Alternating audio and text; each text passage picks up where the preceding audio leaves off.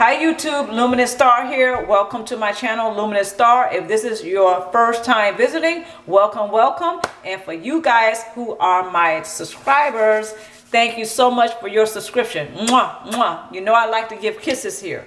All right, guys, I'm going to be talking about layers of trauma today. Yes, it's a depressing and is a fair statement to say it's a grim subject. However, I want you guys to know that I put this off for a little while. Actually, over a year. I put this off doing this video or this subject, because actually for several reasons. One, I will share with you because I personally was dealing with this subject. That was one of the reasons why I put it off. There were certain things that I was dealing with. So I actually put this subject or doing this video off for a little while. However, my intention is to bring awareness, and I hope that this video will inspire and motivate some people to not only become aware of this subject, but also if this is something that is applicable to their lives or they can resonate with, should they decide that they need to make changes, they'll do that. So my hope is to, number one, bring awareness. Number two, to absolutely motivate or maybe even inspire you to make some positive changes in your life. Okay, guys, here we go. I'm going to be talking about layers of trauma as it pertains to people who, since their childhood, have been in toxic relationships with narcissists. Yeah, that's a mouthful. Now, that can result in layers of trauma. Layers of trauma, again, we're talking about something that is, I think it's a fair statement to say is very heavy on a person, which can absolutely make it seem like, and it make it feel like there's a dark cloud over your life. No matter where you go, no matter what you do, no matter who you become involved with, it's just this dark cloud that seems to not disappear from your life. It's just always, hovering over, and it seems to just screw with every aspect of your life, right? So I'm going to go ahead and give you guys a fair warning. Some of you are not ready to hear some of the information that I'm going to be giving, or that you're not ready to hear about this. So at the risk of sounding like I'm being arrogant, I'm not trying to do that. Some of the information that I'm going to be giving in this video is not going to be, it's not going to sound like it is to encourage you. It's going to sound a little discouraging, but that's not my intention. So I just want to go ahead and give fair warning before I really get into it. This is going to be, it's going to be quite real. This video, not saying none of my other videos weren't real. This one is going to be, it's going to test your feeling encouraged. Okay, it's going to test that. So just want to say you might want to turn off the video right now and maybe come back to this later. All right.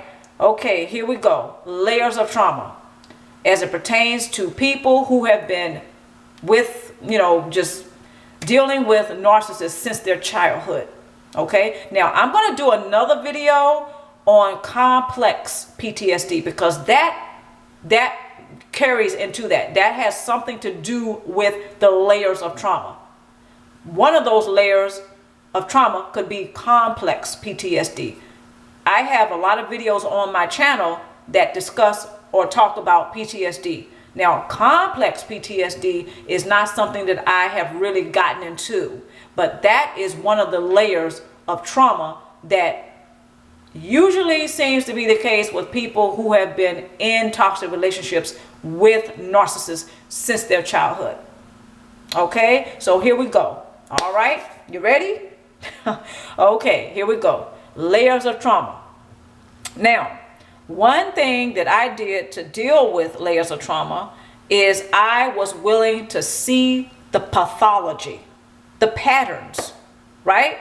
Now, this is when you've already been traumatized. I'm not talking about, certain things that will lead up to the trauma. I'm talking about if you are an individual and you've already been traumatized, right? So are you willing to find the source of the trauma? You've got to be willing to find the source. that was a breakthrough for me. And it is, at times it's going to feel tedious. It's going to feel that way. But if you get to the point where you are willing to do the work, you have to think that you're worth that. Okay? Because the narcissist never let you know that. They never treated you like, it was very slim chances to none that they were treating you or were ever going to treat you like you mattered. Okay? So by getting those mixed messages from the narcissist that you don't count, so now you really feel like you don't matter, you don't count, you're invisible, and you carried that on through to your adulthood, and that particular pattern played out. That's a pattern. So if you're willing to look at the source of the trauma, if you're willing to see the pathology, then that's going to help you a lot. Now, I cannot answer for you what that pattern is. This is from individual to individual. I don't know the details of what traumatized you due to having dealt with a narcissist or maybe several narcissists in your life. But I can tell you this: once you find the source of the trauma, you're well on your way to healing.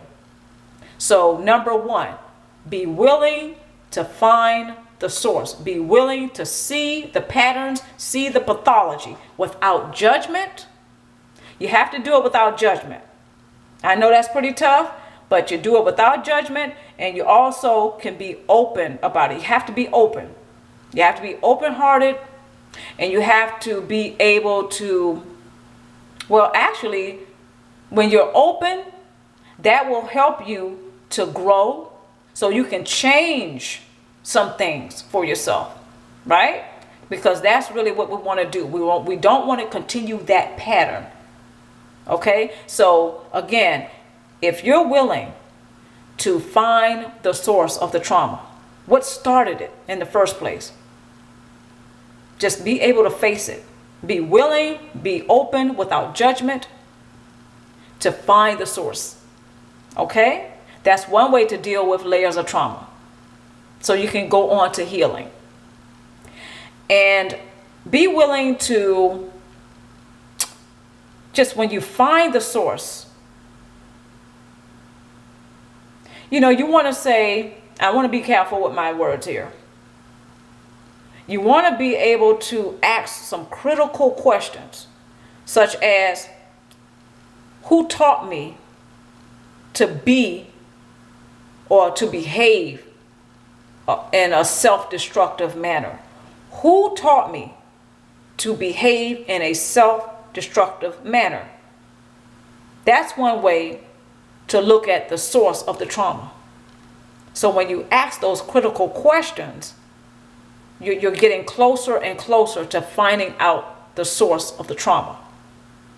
One of the best questions I've ever asked myself, guys, was, who taught me to behave in a self-destructive manner? Because sometimes it's more than one person. Sometimes it's more than one narcissist since your childhood.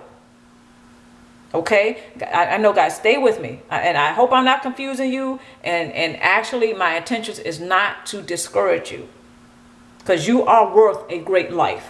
Okay? You are worth that. You're worth living your life to the fullest on your own terms. You're worth that. Okay? All right. Here we go. So when you become, another thing is when you become familiar with your own subconscious mind, because that is where a lot of us, let me reword that. When you become more conscious, or when you become more familiar with your own subconscious mind, you will then learn not only how to change it so it can work for you. I'm not saying it's your enemy. The subconscious mind is not your enemy. I'm just saying that since that is where we learn how to behave since we're knee high, when we're little children, the first 7 years is crucial. That is where a lot of us learn our behavior patterns. That's where we learn how to behave and even how to think. So when you look at your subconscious mind, there is where you will find, that's where you will find how you ended up thinking and how you ended up making your decisions, such as repeatedly investing in dysfunctional relationships. Because that's where it's coming from, the subconscious mind. So once you become familiar with your subconscious mind, you can, if you choose to, change it. So become more familiar with the subconscious mind, how it works, particularly your own. So there's a lot of books out here, guys, a lot of books. You can go on the internet, you can Google subconscious mind and get to learning about subconscious mind, because that is where, believe it or not, that is where we make a lot of our decisions, such as who we're going to become romantically involved with, who we're, going to end up being friends with, and a lot of things. A host of our decisions actually come from the subconscious mind. But if you have a narcissist that is a parent or somebody who was a narcissist that was in your early childhood, and they had some influence over your subconscious mind, and they did, by the way, then you're going to find that you are having thoughts that you're not feeling like they're your own. And I'm not trying to scare you, but it may be the thoughts that the narcissist has planted in your subconscious mind. Now, I told you I was going to get deep in this video. So if you have a narcissist who was in your life for the first 7 years, maybe even the first 12, they had a whole lot to do with what was programmed into your subconscious mind. I know that's very deep, but if you, or some of you may find that very deep, but if you get familiar with the subconscious mind, that is how you can start changing things for yourself. I hope that makes sense. So you have to be willing to be honest. And again, we're talking about the layers of trauma. This is how you're going to really deal with all those layers. So everything I'm sharing with you, I'm sharing this as it pertains to how to deal with all of those layers of trauma. Okay, so you have to be willing to be honest. You got to be willing to be honest about what you think. Get clear on what you think. Get clear on how you feel about becoming traumatized because the narcissist has abused you. Get clear on your feelings. Get clear on what you think about that. Start critically thinking about how you see that. How do you view that? What is your perception? What do you really think about what happened? How do you feel about what happened? Get clear on that. So you got to be willing to be honest. And don't mouse around. This is another thing I used to do. Don't mouse around anger. If you feel anger, feel the anger and own it. Honor that. Honor yourself. You feel angry. You feel hurt. Own that. Feel those emotions constructively. But own it. Honor yourself by owning how you feel about what happened to you. Own it. Don't mouse around it. Just because you're angry, don't start letting that, that guilt. And I could raise my hand and testify to this, that I've been through that. Whereas, when I feel angry about something that the narcissist has done, I will start feeling guilty. And again, that's where we're going back to that subconscious mind where you have been programmed by the narcissist. Whenever you feel guilty because you feel anger towards the narcissist or someone who has hurt you or done something to abuse you, you feel guilty. That's the programming of the subconscious mind where the narcissist has been doing some work. They have been tampering with your subconscious mind. Okay, they've been tampering with it.